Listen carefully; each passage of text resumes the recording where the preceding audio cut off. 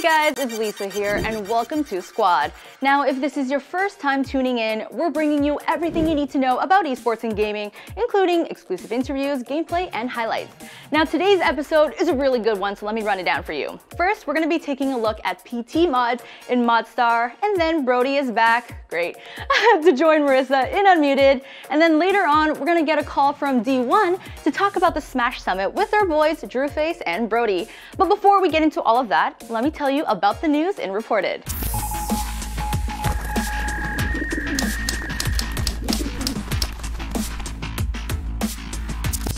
It's a great day to be a Halo fan. Why's that? Because Microsoft and 343 Industries are giving you everything you ever wanted. The Halo Master Chief Collection is coming to PC. I'll pause to let you finish screaming. On the Inside Xbox show, Microsoft announced that the Master Chief Collection would be coming to the Microsoft Store and Steam in 2019. The collection comes with 6 titles: Halo Combat Evolved, Halo 2, Halo 3, the Halo 3 ODST campaign, Halo Reach, and Halo 4. But you won't be able to play all the games at once. Instead, each game will be released one by one in chronological order throughout 2019. That means PC players will get Halo Reach first, followed by Halo Combat Evolved, and so on and so forth. The only game not in the collection is Halo 5, and Microsoft hasn't said if that title will eventually join the collection or if it will be released as a standalone title. While the Steam store page is up for the collection, there is no release date set. Microsoft did tease that more information would be revealed at the Halo Championship Series Invitational in Austin, Texas on March 17th. Either way, Halo fans rejoice! You'll be able to dive into Blood Gulch on your rigs in just a few months. Apex Legends fans went into a frenzy yesterday as the long-rumored Battle Pass for the popular Battle Royale appeared to have leaked. An image announcing the Battle Pass briefly appeared on Origin's front page before it was taken down within minutes. The image said that the Battle Pass would cost 950 Apex coins, which is roughly $10 US, and would feature new weapons, new skins, and a new legend. That legend is Octane, who was leaked days before after data miners dug through the game's files. Unfortunately for fans, Apex Legends developer Respawn Entertainment confirmed that the Battle Pass is still not ready to launch. That said, fans should expect further news very soon. Apex Legends surprisingly launched at the beginning of February, after only being revealed a day before. Since then, over 50 million players have jumped into the Battle Royale, which has earned acclaim thanks to its great gameplay, cool characters, and ease of play. And while we're still waiting for that Battle Pass, that doesn't mean you should stop playing in the meantime. Instead, be like me and jump into Skulltown without fear, only to die within 2 minutes because the only gun you could find was a Mozambique. You're better. Honestly though, finding any gun at all is probably a good thing. In the 4 Apex Legends games that I played, there was actually one match where I didn't find anything, and my teammates left me out to dry. They didn't even give me a gun to use, you know? Alright, so we want to hear your Apex Legends stories, or any stories at all, on our socials. You can find us at Squad State everywhere, okay? So definitely tweet at us, comment at us, all of that. Now coming up, we have Unmuted with Brody and Marissa, but before we get to that, let's talk about some creepy PT mods in ModStars.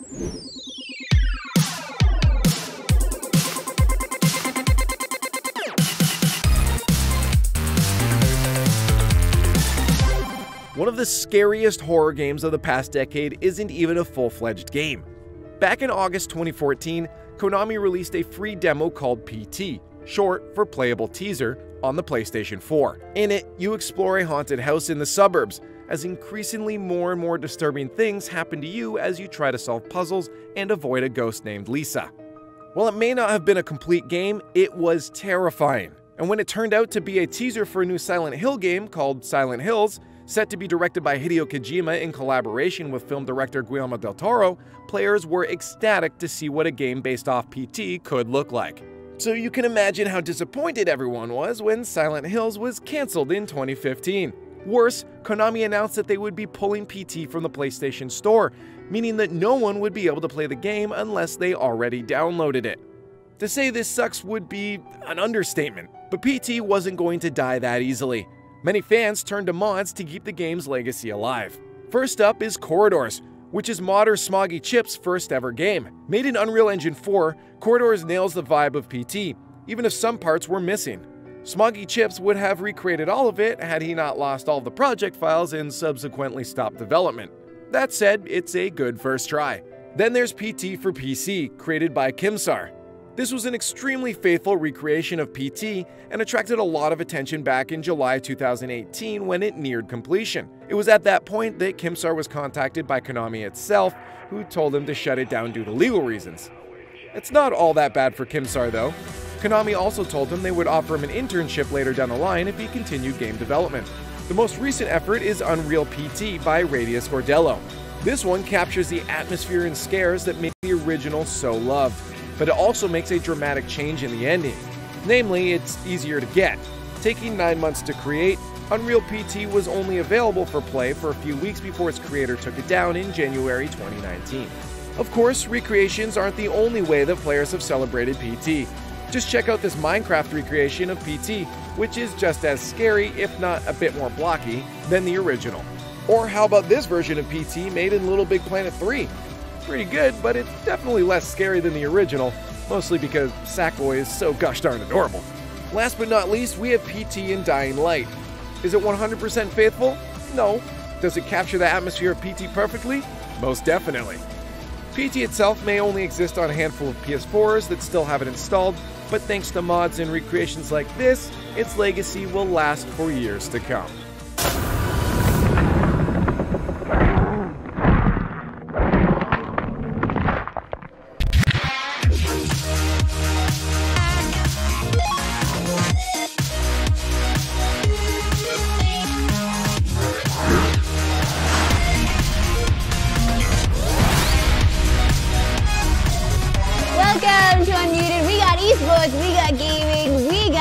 opinions, my friend. And we got Brody Moore today, unfortunately. I'm Marissa Roberto.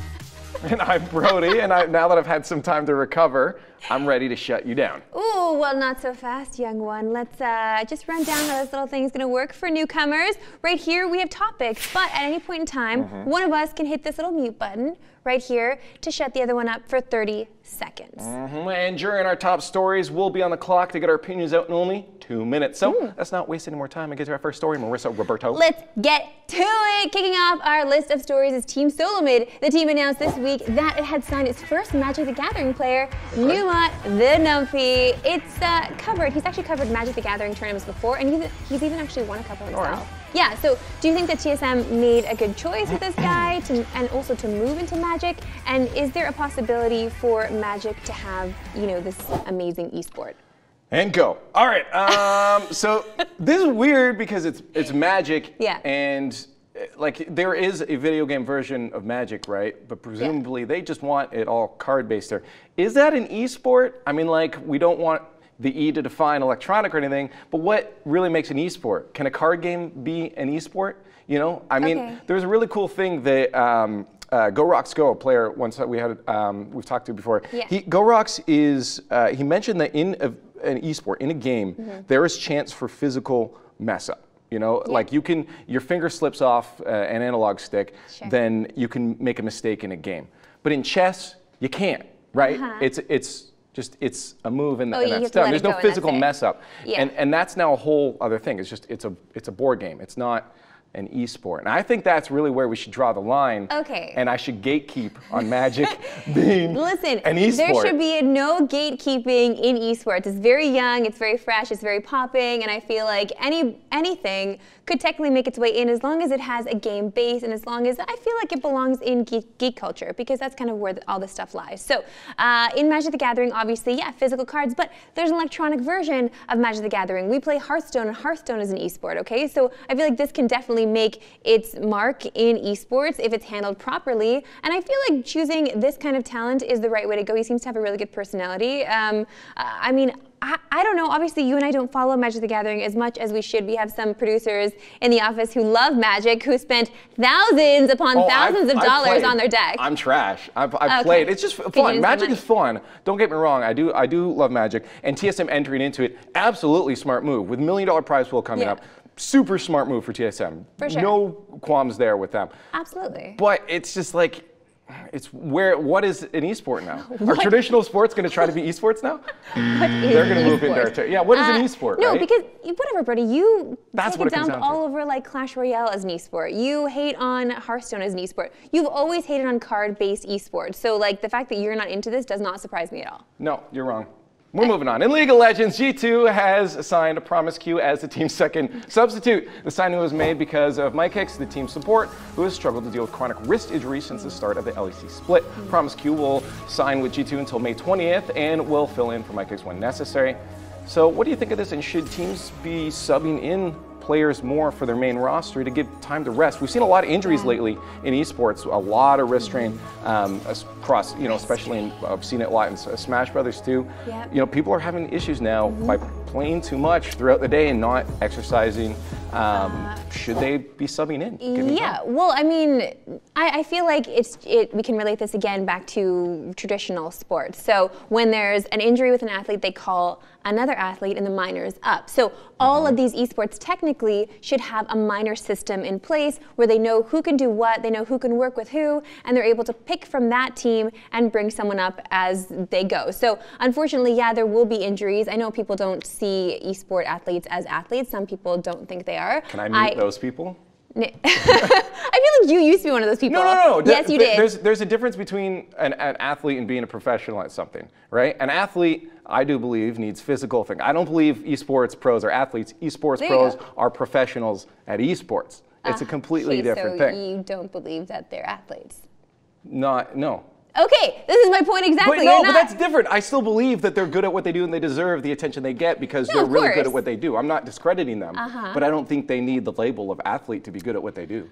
No, I'm not Okay, fine. That is a fair point, Brody Off topic Moore. though, but I do agree. I think these players do need timeout now. You look, especially in esports, to be at the top. These guys are putting in over the average workday. These guys are putting in 12 to 16 hours a day, going to sleep, waking up, doing the same thing the next day. Yeah, that's also, too much for anybody, mentally and physically. For sure, and also depending on the esport itself, a lot of them aren't making enough money, so they stream as well to kind of supplement their income. It's unfortunate, but these guys are really getting burnt out. And yes, you're going to get a lot of wrist strain. Like, I mean, there are things that you can do now, a lot of physiotherapy that can happen to actually prevent that. But I'm like holding my wrist, like I have sympathy pain right now. But no, I just feel like you definitely need to dip into a minor system. There should be a minor system in place for all these esports to be able to pick and pull from who you need to fill that role when necessary. And you got to give time for your players now to play MCC when it's out on PC. That's enough, Brody. We have to move on. The popular Dota 2 mod, DOTA Auto Chess, is continuing to grow in popularity. The mod hit the 6 million player mark on Tuesday, and now it shows no sign of slowing down anytime soon. There is even a rumor going around that Valve could turn Auto Chess into a full-fledged game. So what do you think of the mod, number one? And could Auto Chess actually become Valve's next competitive esport? Well, they got to do something because the one they tried before that didn't work out. Are you shots fired? Shots fired a little bit. I don't know. Here's the thing. Right now in esports, it's just video games in general, it seems to be that every developer thinks that to make a good and deep meta in their game, they have to add champions. They have to have, you know, operators. It's just everything has to have something. So it's like, does chess? Chess is an amazing game by itself, right? Chess is so deep. Chess is so deep. Chess, I'm talking right now. Chess is already deep, okay? Chess doesn't need any more depth to it. Why do we have to add champions? It's cool, fun, have fun with it, play it as a mod. But I'm kind of getting over esports being like, no, we need champions to have a deep meta. Look at Rocket League, it's fantastic. There's no champions. Are you done? Yeah. Okay, thank you. I wasn't even hating on. Okay, listen. I know. I had to get a rant out, okay? And I probably wasn't going to use the button because I agree too much. So. No, that's fine. Wouldn't waste your turn, Brody Moore. No, I actually love chess. I love chess so much. And I don't know about this, though, because I feel like there's already kind of a chess scene. We just saw it in yesterday's show. There is a chess scene. Sometimes players fall asleep. Whatever, that happens, but there is something already in place. So are they going to be now usurping this chess scene that's already in place with their own auto chess scene because it has heroes involved, and maybe people can attach themselves to that? Maybe the Dota scene will kind of gravitate toward that and then completely obliterate this scene. So these chess players need to get on board with auto chess and, I don't know, become one happy family? I don't think chess grandmasters are going to be jumping over to Dota Auto Chess anytime soon. You can't have both. We can't have both. There's too much. Well, it's too much chess. Get rid of auto chess. Oh. But keep Dota. Speaking of, the International 2018 champions OG have dropped ILTW from their roster. He joined the team in January, but their most recent tourney, OG only won one of their 3 group stages, stage matches. Sorry, OG has failed to reach the finals of any event since winning TI8 and have regularly failed to make it out of the qualifiers as well. So this team is falling apart. Yeah. Absolutely. Should this team be rebuilding at this point? I mean, you look at in any other esport, if a team is winning, and all of a sudden they're like just done, like no good is coming out of them. What do you do? What do you do? Well, I'm asking you as a professional esports team analyst. Analyst and manager of many professional esports teams. I honestly, okay, first of all, it's not the exact same roster that won in August. Okay? That's true. So they had already had some roster changes. Exactly. Had some roster changes. So there's, I mean, the red flag there. Of course, not all teams can stay together. This is how dynasties are made and kept usually when the team is cohesive and stays together for the long road. We don't have that here. I'm not sure what they need to do. I personally, if I were the team manager, would take them on a little group retreat. Okay. We'd have a little spa day. Where? It doesn't matter. They can choose. We can go to Sweden somewhere. We can go somewhere fun. Fly down to the Caribbean. Yeah, just or maybe like team cruise. What else? Let's do team building. Also, obviously scrim in between, but just to like trust each other. Let's do trust falls. I do believe there is something with team synergy, but I feel like a lot of times that's something that you can't control. It comes down to a lot of play styles, and forcing someone to play out of their play style can really mess them up. And I think I'm going to relate back to the only thing that I know, and it's Rocket League.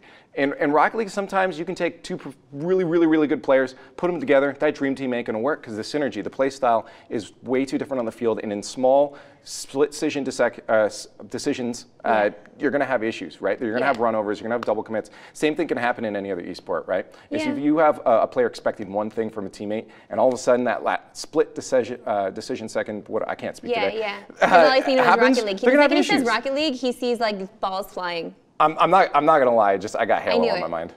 Halo now? Yeah, it's straight up. Oh my God, It's all Kate, about this took FCC. a turn. Listen, let's move on, because smack talking is something us gamers love to do. And in this clip, Dr. Disrespect shows us you can never start too young. Whoa. My dad has a poo-poo butt. Is And that it's baby not disrespect? He's What, did she have a... He's Mr. Poop Butt to you. Whoa! Whoa, man! That Whoa, miss. bro. she got the crack. Hey, let go of it. This is my show. No, it's not. Now it's mine. No, it's my show. No, now it's mine. Mr. Get Butt, dude. Get No, you get out here. Oh my God, dude. Oh. That's great. actually really cute. No, that's actually fantastic. Yeah, it's super cute. I've always loved it when I've seen other streams too, where kids will like walk in and just say something funny, or they'll have their kid, you know, with them just making comments, because kids will call you out. Yo, kids, no filter. Yo, that's fine. That's when you call them out back. You give them a little taste of their own medicine. Yeah, you feel? right? No, seriously, kids, I'm coming for you. But no, seriously, I don't know if it's too young to start Smack Talk. I feel like with a dad like that, you're gonna have it anyway. He's the Smack Talk god or Smack Talk master. My only concern now watching this has nothing to do with the Smack Talking is he is in disguise, right? Like we don't actually know what Dr. Disrespect looks like. Well, we do, but like not in character. Right, when he's in, right, exactly. So he's in character here, and most people know him as this character, and they recognize him as this character. So I feel like because he's in character and he's protecting himself in a way, he should also protect his daughter in that same way, because now he's out there. I feel like there's already kind of been hits on him. Like obviously he had that in-stream moment where somebody shot a pellet gun in his home. Like he has a little daughter. I just get concerned honestly, when I see little kids, and we all know what they look like, and there's just some insidious people out there, and they should be protected. We gotta stop agreeing on stuff. No, straight up, it's like we saw even the other day. You know, a monitor saved a guy, right, from someone shooting up his place. So it's like you have to be very careful about who you're bringing in. Look at big example here. Eminem never ever wants people talking about his children, right? Of course. And he keeps them away from his life as much as possible because he knows the repercussions if they get into the spotlight. Same thing can happen with a lot of these streamers now. You're in front of a lot of people, and a lot of people that don't have the skills to know what's good and what's not. It's true. Right? They're very young, and of course it's all in good love and fun, and that's exactly what that stream was. I'm not going to hate on that at all. Someone's got to think of the children. Think of the children. All right. Move on. For now, we got to move on. I've been playing a lot of Overwatch, and I have to say this next clip is definitely reminding me why I'm not as good as I think I am. Go, Zarya. Ooh! Oh yeah! Oh yeah, bitches! Oh yeah! Oh yeah! Fire in the hole, motherfucker! Fire in the hole! It's so good. Yo, I thought we were supposed to swear on the show. Yeah, come on. We get Who's clips, putting these clips out here? dropping bombs. No, it's just I'm a little salty about it because obviously you know I love to swear. And like I've been told to cool it. No, and I that's like being censored, and now this guy is not censored. I think that's really cool. Especially you've seen what Microsoft is doing with that controller. Yeah. As well. Yeah. What's the adaptive controller? Yeah, the adaptive controller. Yeah. Look, I remembered. No, I think it's really cool because again, as we all know, everyone in chat, we're all gamers, and that's something that's brought us together. The more people we can get into gaming, the better overall, hands down. I'm so for people having the accessibility of Oh my playing gosh, games. you have no idea. That commercial literally gets me misty-eyed every single time. That kind of stuff just brings me so much joy because it's true. Like no matter what, we're all kind of equals when it comes to in-game, right? We take the role of this character, and it's just down to our basic gaming skill. And as long as we have the tools to complete these skills, I feel like the more the merrier. So that clip brings me joy for so many reasons. I'm happy that we have it. Too many feel-goods right now. Yeah. We're going to move on right now. The pros say some very, very eloquent things on Twitter, and if you'd like to start us off, I'm down to hear. Okay, yeah, we can't go too long without mentioning one of our favorite Canadians and favorite streamers, Shroud. So let's drop him into profound thoughts because it looks like he won't be dropping into Apex or any other BR for a while as he tweets, "Boys, getting surgery on my elbow today, might be out of commission for a bit, Pepe hands." And then Courage replied, "I donate you my elbow. Hope all goes well, pal." I'm not gonna lie. Sign me up on the donate list. I know. Because he's gonna use arms way better than I ever will in a video game. Yeah, no, we just talked about injuries too, I know. right? Like it happens. It's just so crazy because you and I just discussed Shroud in the first episode that we had, and talking about his longevity, like how's this gonna last? And you're like, it's not gonna last because, well, it's Twitch, and how can you make that last? You got to constantly give to your fans over and over again. You got to be streaming all the time. So I wonder what what's gonna happen to his stream now. If maybe he can just stream and just like sit there and I don't know, chat. I have no idea, or maybe play some Clash Royale.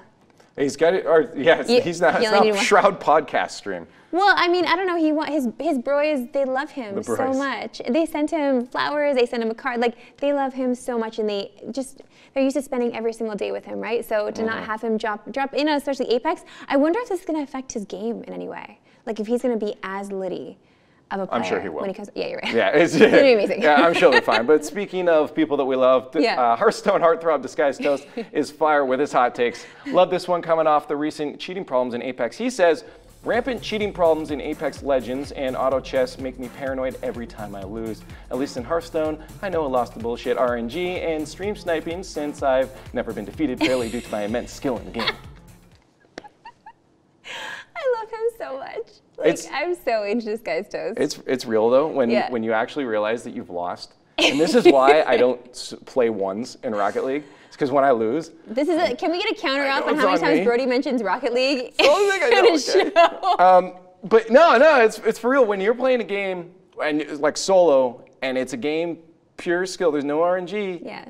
You lose because you lose. Yeah. And that's hard because you can't get mad at anyone. You can't blame your teammates. It's just so weird, Brody, because like you never admit when you've lost. You never admit when someone is right and you're wrong. That's why I don't put myself into situations that I can be wrong.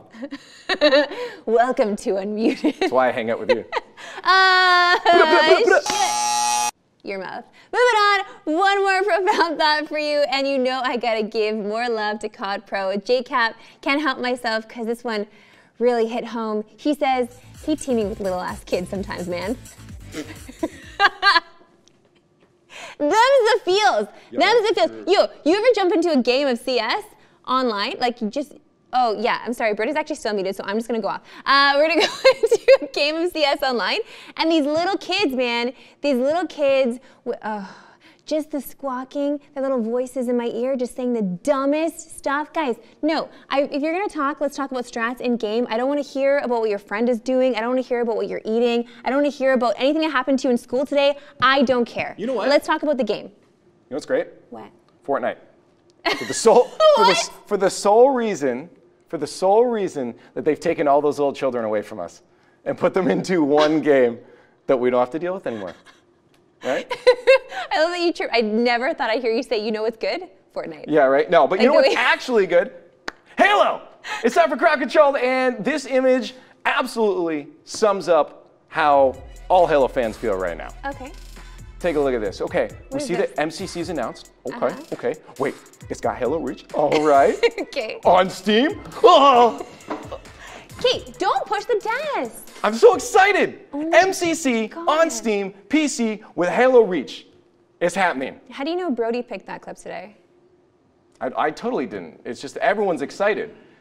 I saw another one. There were so many Halo. Oh my God. Okay, no, explain why. There was, you know that whole everyone disliked this in Fallout? Someone scribbled out, everyone liked this. Nobody dislikes this announcement. Okay, so just wait. Do you dislike this announcement? Just to clarify, you were talking about the Master Chief Collection. Yes. Okay, some people might not know that. Okay, I'm sorry. I jumped in. I know. It is very exciting. I agree. I also own the Master Chief Collection. I think it is fabulous. And you're going to get on PC? Absolutely not. What? You know I play on Xbox. By Halo Reach.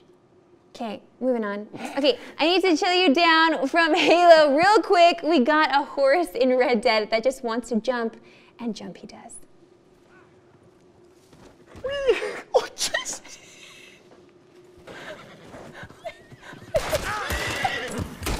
Just faceplant. Yo, he ain't done though. You all right, little horsey? Yeah, bro, let me at it again. Oh my God. Somewhere over the rainbow. Yo, that is a show pony. It is That is a show pony. I'm not gonna lie, I just love the first face plant that he just crunches into the ground. The good thing about having a game that has just good ragdoll is that even when it bugs out, it's still an enjoyable experience. There are some bugs out there that are just ruin your experience. Yeah. But good ragdoll can make bugs just fantastic. I mean, you said that was from Reddit user CordyDN. Cordy_DN. Yeah. It's so hard. Give credit. There's some. Sorry, but there's the credit. You gave the credit. I just like how the horse crunch. But anyways, I got one more thing. Okay. And I'm always looking to snipe some fools, but I constantly run into the same problem as a Reddit user feeling. Yeah, there's your credit. Has. What the? When you find an 8x scope, but you only got a pistol. Close range sniping. You don't. Oh yeah, you don't. You're not like good at games, so you wouldn't understand. What? You already used your mute button. I know. That's why I said it. Why are you saying this to me? It's true. When there's shooting involved, I'm not the greatest, but it doesn't mean I don't try, Brody Moore. And I don't want to discourage anybody else from trying either. Like, you think you're not good at video games? That's okay. Just jump in and give her a go, and just try to stay away from negative Nancy's. No, straight up. Like Brody Moore. Straight up to anybody that doesn't play like BRs, and you're scrambling, you're like, okay, I need this, I need this, I need Don't this. take away the mute I have 2 tablets and a button now, and a scope for my button. Okay. What am I gonna do with that? Okay, shut up. It's time to go deal with esports. He's gonna get over actually to the couch with Drewface. Today's all about FGC, baby. So excited about that. Thank you so much for joining us here today. We'll be back tomorrow. Well, I won't. I will be in Austin for South by Southwest, but someone special will be sitting right here. Hit us up on all the socials at Squad State. We'll see you next time. Oh, it's so nice to see Marissa and Brody go at it again at the desk. But does anyone else think that Marissa's kind of stingy on that buzzer? Because I would have hit that buzzer the moment he was like, "Hi, I'm Brody Moore," right? Tell me in chat, on socials if you guys agree with me, because I know you guys do. And be sure to also tweet at us what your favorite part of Unmuted was, because we want to hear from you at Squad State. All right, so go meet us there. Now, coming up soon, we actually have D1 calling in to talk everything about the Smash Ultimate Summit with our boys, Mikyx and Drewface. But before we get into that, why don't we take a peek at what went down in the green room?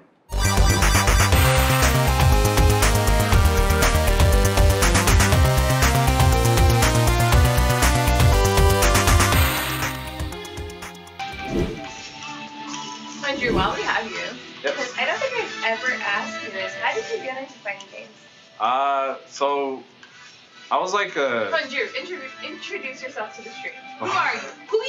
Who's you, man? I'm Drew, or Drewface. I commentate fighting games. I used to play like competitive fighting games. Yeah. And now that I'm a washed up player, I decided to commentate. So The cycle of life. the cycle of life. Cycle of life, baby.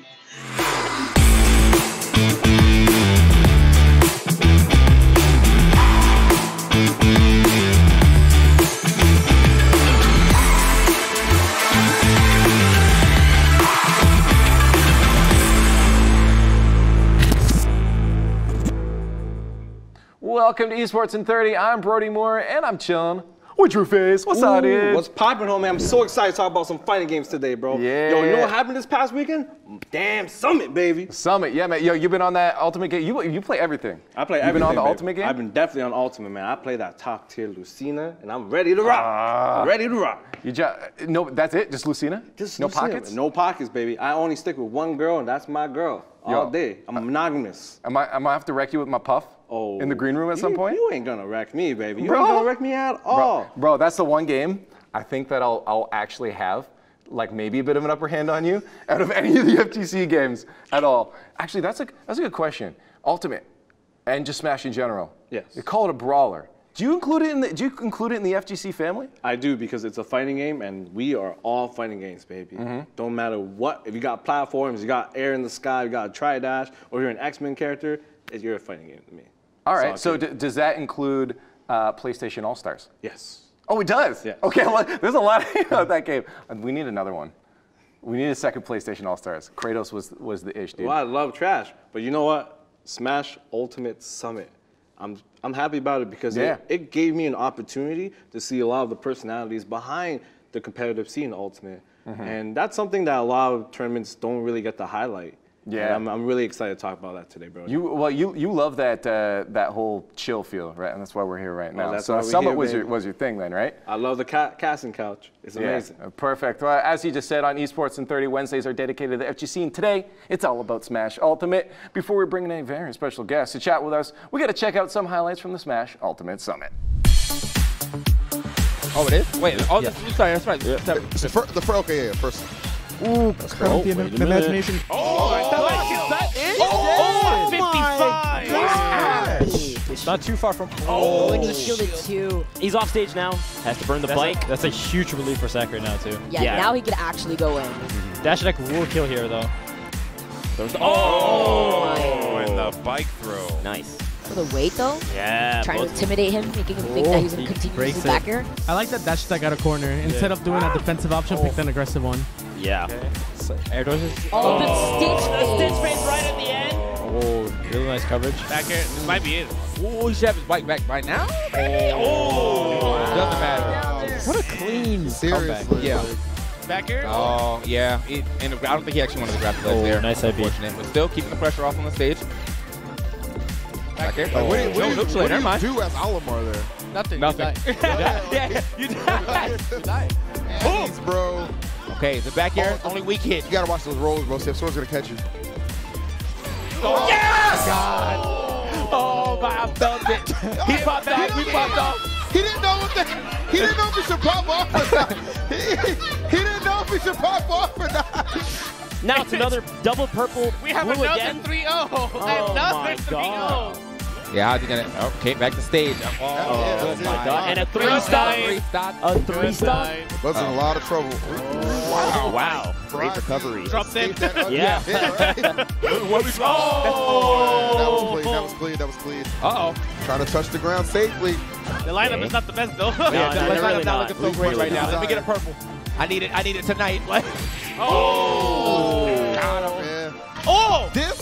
He gonna get desperate for weird reasons. I feel like he's going like almost tunnel vision. Yeah. The buzz actually Up just and that's it. And Leo wins Smash Ultimate at Summit. The first ever Ultimate Summit was absolutely dominated by MK Leo, and to break down everything from the event, we've got Smash commentator D1. D1, main crap, what's up, dude? What's up, man? Thank you for having me, homie. Thank you for joining us. Just straight up, just to tell people out there, what is Summit and why is it so loved by players and fans around the world?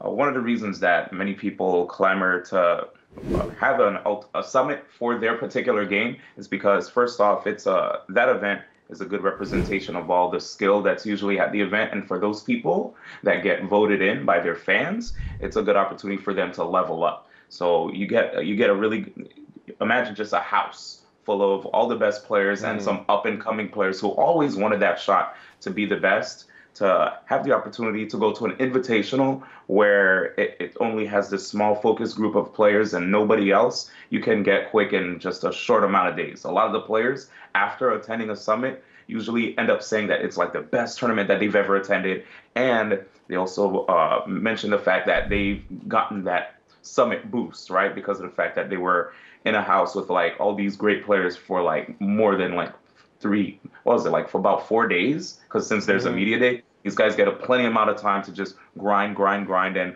learn matchups at a rapid pace because they're playing with people who are already refined with the way that they approach the game that they play. Yo, so just let's get into it then. Off the start, Drewface, what, like, we talked about MK Leo and his dominance. What do we see from him? Oh man, look, he went full-time Lucia, man, and that character really works for him, man. I don't know why he just doesn't pick her all the time. Like, he wins everything with her. I wish he just finally chooses Lucia instead of going with that big Nair Ike. D1, you agree? Well, I will say one thing. Lucina is considered by many members of the community as a top 5 character in the game, uncontested. Like, she's just really strong. But at the same time, I think MK Leo, being so dominant as he already is, playing Wolf, Greninja, Ike, along with Lucina, if the man is already procuring like great results, right? If he's yielding amazing results with the characters that he's playing, I feel like spreading himself thin across other, I don't think he's spreading himself thin playing these other characters, because the way I see it is that Ultimate is a game where you probably might have to have a lot of characters underneath your belt because of the fact that there's just 70 plus characters, and you might have to play the counter pick war against your opponent, right? There are like a lot of stages. Maybe your character may not excel on one particular stage, so you might want to opt for a different character on another stage. So in the case of MKLeo, I do agree that if he were to go full-time Lucina, he probably could already take it. But because of the fact that he's already got so many good matchups down pat with his Ike, with his his new Greninja and his Wolf, that he also, his Wolf he picked up randomly to enter an event called the Heart of Battle in Southern California. He saw Zach Ray, and he was like intrigued with how amazing he played the character. So he's like, all right, you know what? Let me see if I can try Wolf myself. And he actually ended up doing really well taking the tournament with that character. So he definitely can do it with any character that he puts his hands on. At least if they have the right enough tools. Like I won't say I'd be hard pressed to find him like do well with Little Mac, right? That character is pretty hard. But then again, this is MKLeo we're talking about. We'll see. Low tiers, man. Yeah, that's it. Look at you just laughing at the low tiers. No, you got to give respect to them. But some people may have said that because Tweak wasn't at Summit, that this result could have been different. Or do you think MKLeo still would have been as dominant?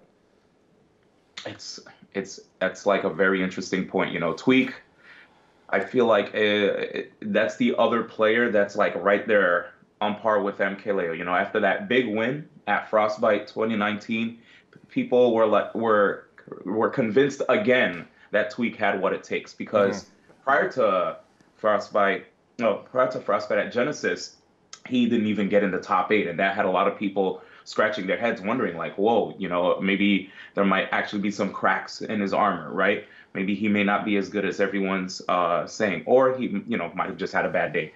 Going into Frostbite, he definitely proved to a lot of us that he does have what it takes as a player. And I think it's so hard to say, right? Because at Summit, so many people, like those 16 players in that house, all got an opportunity to expose each other's weaknesses within that amount of time that they had to keep playing each other over and over. Yeah. What I really loved about this particular Summit, Summit event is that at this event, I heard that a lot of the players that were there, nobody held back. A lot of players actually played each other. They gave tips. Sometimes at other summits, Melee summits, I won't name any players, but I've heard that there are players who would purposely avoid practicing against other players so that you wouldn't figure out how to fight them. And because of this, sometimes players would have to go out of their way to try to get a player who's really good with a certain character so that they can have practice. Some sort of matchup experience. Matchup practice. So at this particular event, even with the mic that they had, when you listen to the matches, the mic that they had like this little mic near the setup where the players were playing, you'd hear players ask each other, what did I do wrong? They're all trying to learn, and they would exchange information back and forth with each other. And that made me really happy. I really think that if Tweak was there, he probably would have a high chance of making it into the grand finals. Like, it's hard because I don't want to compare, just seeing how Gluttony did, right? Gluttony from France, he did really well with Wario getting 3rd place. It makes me wonder, even though Gluttony and Tweak are two completely different Wario players, maybe we might have seen some really sick results from Tweak as well. But, it's hard to say, because if you really look at it, there were the results were pretty interesting going into Smash Summit. We had a player that got 2nd place with all the amazing players that were already there in the house. It was pretty hype for me to see the Buzz get like 2nd place, right? I was just like, whoa, what an insane losers run. So I have no idea in which direction it would the bracket would go in, but if we were betting men, we would probably say that an MKLeo Tweak grand finals wouldn't be out of the realm of possibility. Yeah. Well, Drew, I think that was someone else on your radar too, was the Buzz. He just mentioned there. Ooh, man. What do we see there? That purple Pikmin did mad work, man. It ain't Alamar that did that work. All that purple Pikmin. The Bruce, man, just really impressive. He even pulled out Rosalina for some matchups. That was surprising, man. Tell us about that, D1. Yeah, so Rosalina is a character that got a lot of changes in Ultimate which started to make players actually not want to play the character as much, and they wanted to go for more, potent, more stronger characters that feel like they can actually not have to work as hard in order to win with. And I feel like that was a general theme for some of the top tiers that we've seen from Smash 4 to Ultimate. You look at Sheik. Sheik was pretty dominant in the meta. Not as dominant now. Same with Diddy, and you look at Rosalina and a couple others. It's like, well, what happened? Where are they in this current meta? Some of them are just not, they're not as strong. But going into the new patch with 3.0, I'm hoping that we get to see certain characters get buffed, because the top tiers are definitely getting more and more fleshed out, to the point where people who probably wanted to play certain characters are finally getting convinced that, okay, maybe I should play, what is it? Peach, Pichu, Lucina, Wolf, or even Olimar, right? Yeah. Like there's some other characters that are up there that are really good as well, but those 5 are the ones that I definitely see doing a really good job of just hanging in the top. But looking at the buzz, going Rosalina, that was a big shocker. And honestly, when he was fighting against Samsora, it kind of looked. It really looked like it was just like even, the way the Buzz was just approaching the matchup. Samsora was having a really hard time getting inside, and that's usually the way that the Buzz, played the character. He did a really good job of just separating himself and Luma and just controlling that space, where Samsora, if he wanted to approach, he really couldn't, because Peach is a character who a lot of people have been talking about, have been claiming as top tier, not even just top tier, the best in the game. And here's one of the reasons why, right? The character's damage output, it's really strong. The approach options, extremely safe. She may not have the best speed on the ground. It's really, she's the type of character that you can definitely run circles around or even keep out, which is why even if she may be the best character in the game, she's quite fair because of the fact that she's a character that you can at least you can make it really tough for her to advance on you if you have the right tools. And another thing that I wanted to touch on that makes her really potent is the fact that every single other character in the game, if they decide to go for a short hop aerial, when you just graze the jump button and you do a jump, a jump really low to the ground and you're able to do an aerial, this aerial is hit with a 0.85 times multiplier. So the damage is reduced because you get hit with a 0.85 multiplier. But Peach, when she does her float really low to the ground, she gets 1.0 times damage. So basically, if you do a full jump, you get the max damage output for a move as opposed to a short hop. Peach could float extremely low to the ground and still be able to get the full hop damage. Yeah, because of this. That's a lot of damage. One opening on you, that could lead to 50, dude, or death. Well, that just leads me to think that right now is with so many characters, is it and with the ability, with patches buffing and nerfing characters, is it a good idea to just stick to a character, or is it a good idea to just kind of jump to the top tiers? Like Drew, are you always jumping to the top tiers, or do you like to stick with your character? I'm a top tier enthusiast. I'm definitely jumping to top tiers all day, baby. All day, baby. Come on. I'm trying to win. I appreciate the fact that you said enthusiast, because people use another word. You avoided it. Definitely avoiding that word, but I'm a definitely big enthusiast about top tiers. Yeah. So I don't know if you think we're going to see a lot of switch arounds D1 from players. You think we're going to see people kind of settle in on their favorites and stick with it? Honestly, because of the fact that a lot of top players are afraid of nerfs hitting their characters, it makes sense for them to have a couple characters under their belt, i.e., like MK Loyal, right? He has Lucina, Ike, Greninja, Wolf, and you look at the Buzz, he has Olimar, Rosalina, Palutena. To have all those characters underneath your belt, it really helps if one of your mains does get hit, because then at least if that character gets hit, you still have other characters that you can still rely on, right? And plus, again, with the way that the stages are in Ultimate, sometimes on certain stages you might want a character that can benefit from the platforms, where they could just hang out underneath and use projectiles. Projectile zoning is very, very strong right now in the early meta. I remember at one point people were talking about how heavies were very strong in the meta, but just like every Smash game, at some point people figure out how to destroy those characters. But for now, I think it does make sense to have multiple characters under your belt because you just never know what Sakurai is going to do next. I do want to touch on some of the other players we saw there because we haven't talked about any of the Melee players. That's about to change. Let's check out how some of the best Melee fared at the Ultimate Summit.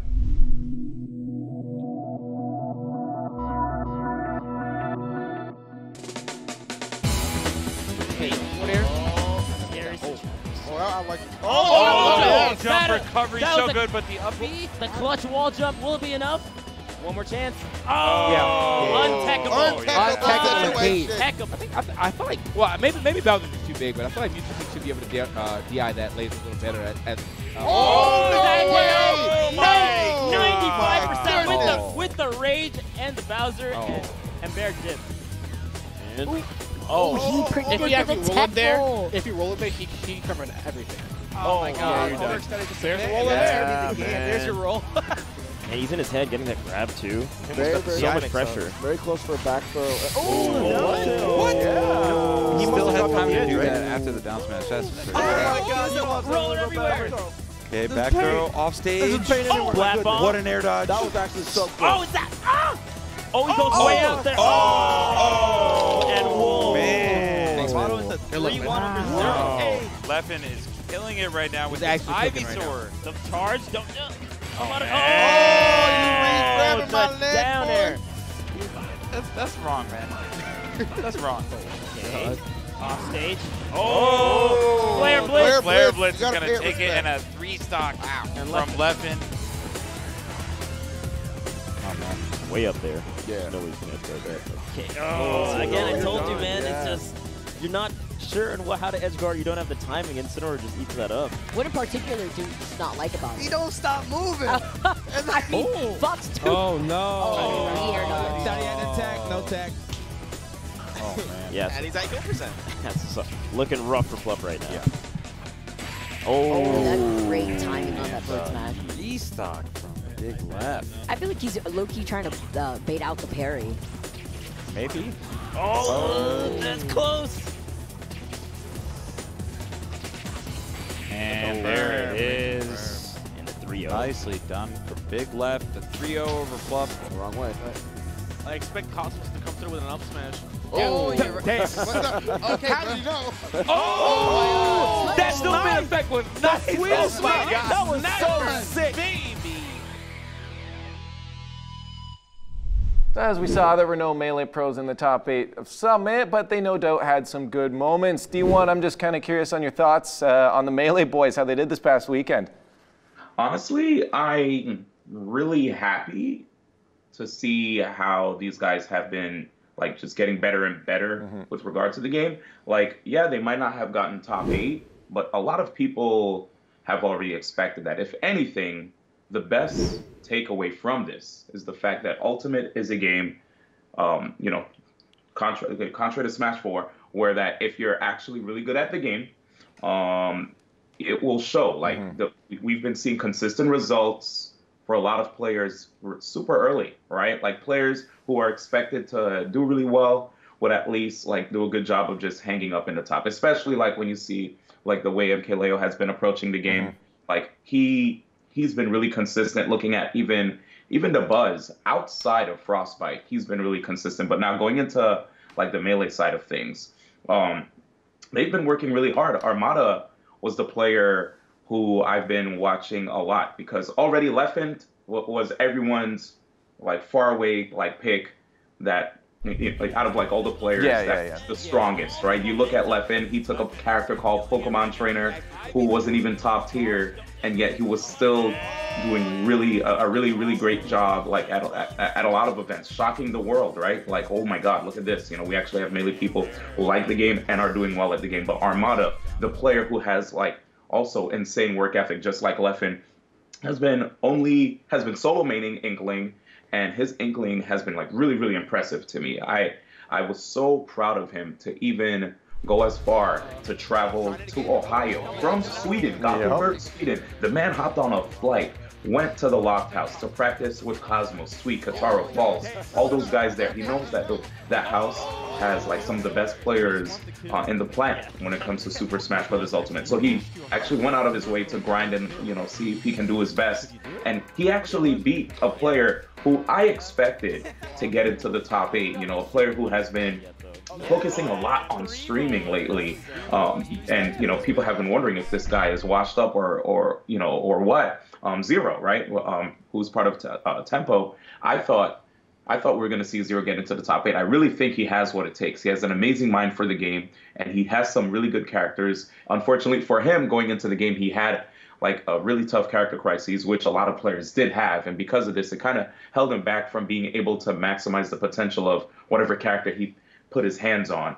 In any event, you know, going into pools, Zero, I believe Zero lost to Light and MK Leo, so he like started off already in the losers bracket, and then when he faced off against Armada in the losers bracket, like Armada already just like dispatched him out, leaving him at 13th place. But you know, when I watched Zero versus Armada, it still felt like it was a really good match. Like I feel like Zero still has what it takes. It's just that we don't really get to see him enter many events. But Armada, the fact that Armada got that win was amazing. Then Armada went on to lose against Cosmos. So even if he lost, a lot of people were saying that Armada, knowing how he approached Melee, where he would sit there and practice. Even when I visited the venue on Sunday, if he wasn't playing in tournament, he sat down next to somebody and he would just grind, ask questions, grind. And I feel like knowing that Armada was that guy that optimized everything when it came to Peach and Fox when he played Melee, he's going to do the same thing with Inkling. And it's, I'll be honest, man, Cosmos even mentioned it. Armada's punish game, super strong. His tech chases, the best out of all the Inklings. But when it comes to ledge trapping, that's usually where Cosmos excels. Like that's because of prior Smash 4 experience, right? Where if an opponent's at the edge, you do a good job of just not letting them leave that, or even letting them take center stage for that matter. But when it comes to like a lot of the Melee players, they're really good at just pushing the advantage state. If they get that one hit, it's almost like you watch a Marvel player, right? They just keep on going, they keep pushing. It's really sick to see Armada and Leffen do as well as they did. And I have to say, it was a great surprise even to see Mikyx hanging out in 9th place among those guys. Mikyx, a player who's been favoring the heavies, Bowser, Incineroar, right? Looking at those characters, it's like, what are you doing, Mikyx? When we think of Mikyx, we look back at like that Marth that just like Ken combos people to an oblivion in Melee. And like he also had a really good Fox. He had an amazing Sheik for certain counterpick matchups. But then when we looked at him in Ultimate, it's like, what characters are you playing? And he kind of mentioned on his broadcasts, you know, whenever you check his live broadcasts on Twitch, one of the reasons why he didn't want to invest time so much in Lucina or Wolf is because of the fact that he was afraid that the characters were going to get patched. But thankfully, you know, Sakurai not really being the head of like the balance team, like he has his own balance team, right? He doesn't really have a heavy hand on the patches when it comes to like balance decisions. Thanks to that, we might just see these characters that are really good just stay good. So, you know, I'm very proud of seeing how far Mikyx has gone. Mikyx, of course, he's even really motivated to want to get better in the game after his performance at the event. As far as Plup is concerned, Plup and Mango finishing at 13th place, those guys I still think are really strong. Like people were saying Mango. I'll get there. Yeah, Mango is definitely still a really scary opponent to play. There's just a couple things these players have to tie up. But when you play against them, you sweat, bro. It's not easy. So I'm excited to see what's going to happen in the future for these guys. You know, Plup and Mango, they have what it takes. They definitely want to keep playing. It didn't sound like the guys were discouraged and said, all right, I'm going back to Melee. It was more like, all right, let me ask more questions. Let me get more games with the guys and see what I can do to get better. They might have to start doing that. I mean, like, hold my hand, Drew. Melee is not at EVO. I know slightly old news, but we still have to touch on it a bit here. Just with that happening, is this going to have a big impact quickly? If you can let us know your thoughts on it. On Melee, or is Melee still going to be something that's just going to thrive on its own thing? Or is this that first push we're going to see at Ultimate being that forefront of Smash? So I agree with like two of the points that you mentioned, or the questions that you had, where yes, just to confirm, Melee will continue to live on. Yes, it's definitely declining as far as viewership is concerned on Twitch for home broadcasts, right? Because it just makes perfect sense to broadcast Ultimate, since you can actually just play online with other people and grind. Even though, yeah, there's like, you know, ways that people found to like grind with each other on Melee. Regardless, Ultimate seems to be that hot thing that everyone's been playing recently. And as like there was a message that a lot of the leaders in the community have been echoing like far and wide, especially once that video dropped, where it's like, you know, thank you for the many years. The community will continue to stand on its own 2 feet, regardless of whether or not like DreamHack supports it, Evil supports it, or any other like big company. This isn't the first time that Melee has dealt with things like this. You know, Melee at one point was supported by MLG, then MLG dropped it from the circuit, then Brawl was on the circuit.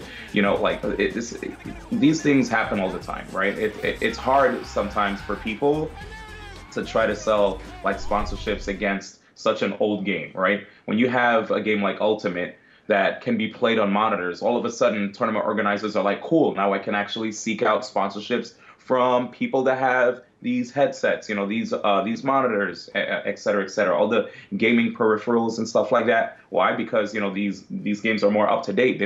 It's not like we're using the archaic technology with these, you know, big back TVs, the CRTs. Bro, I still have one in my room. I got 20 CRTs in my basement still. Really? It takes up a lot of space. Oh, yeah. Yeah, dude. I only have one. This one CRT I have used to be with me. I mean, it's still with me. It's been with me since New York City. Like, I've had this bad boy. It's a Samsung CRT. It's so good, dude. It's still good to me, and it works to this day.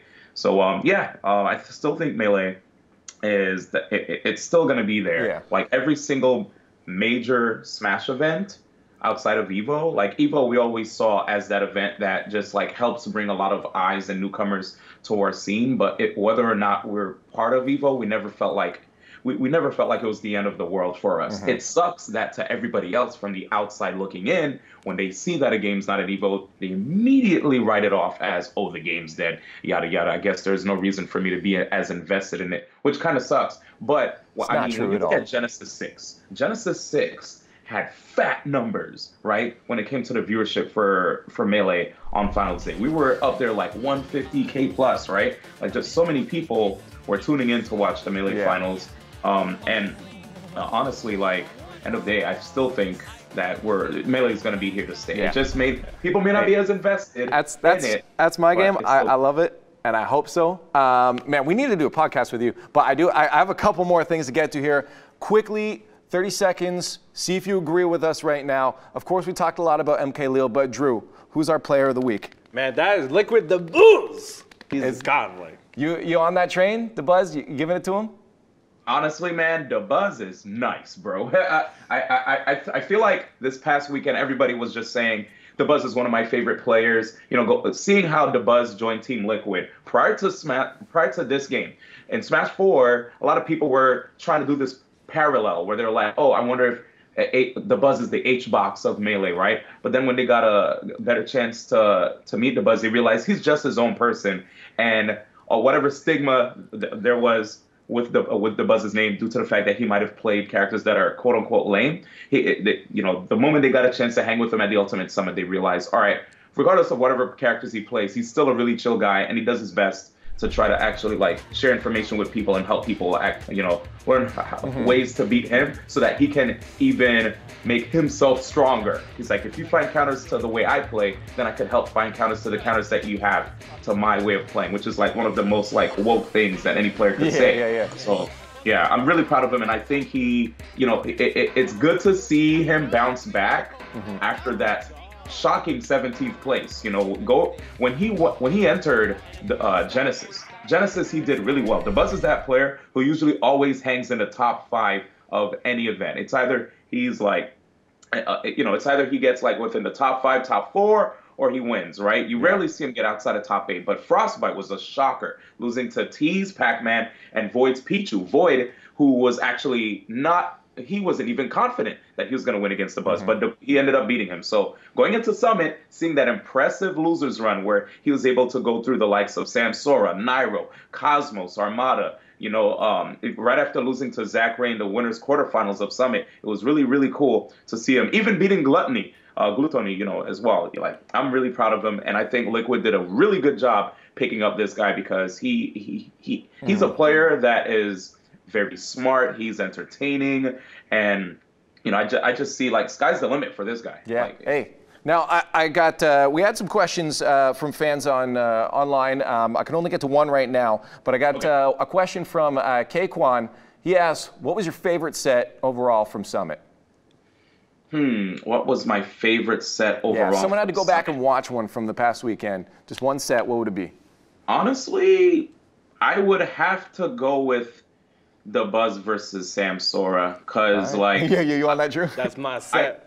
Yeah, honestly, like you know, there's so many good sets that happen at that particular event, but seeing how the Buzz, well, it was like down to the wire. Everybody was screaming when they were like out, because I was at the Summit House and they all were going nuts, screaming at the edge of their seat, seeing the Buzz bust out Rosalina. Come on, bro, the story writes itself right there. Like, that's his old boo that he used to play in Smash 4. Then he's like, you know what? I'm sorry, you know, you're not a side boo. I still got love for you. Come back. You know, you gotta bring it back sometimes. You're my man, yeah. You gotta bring it back sometimes.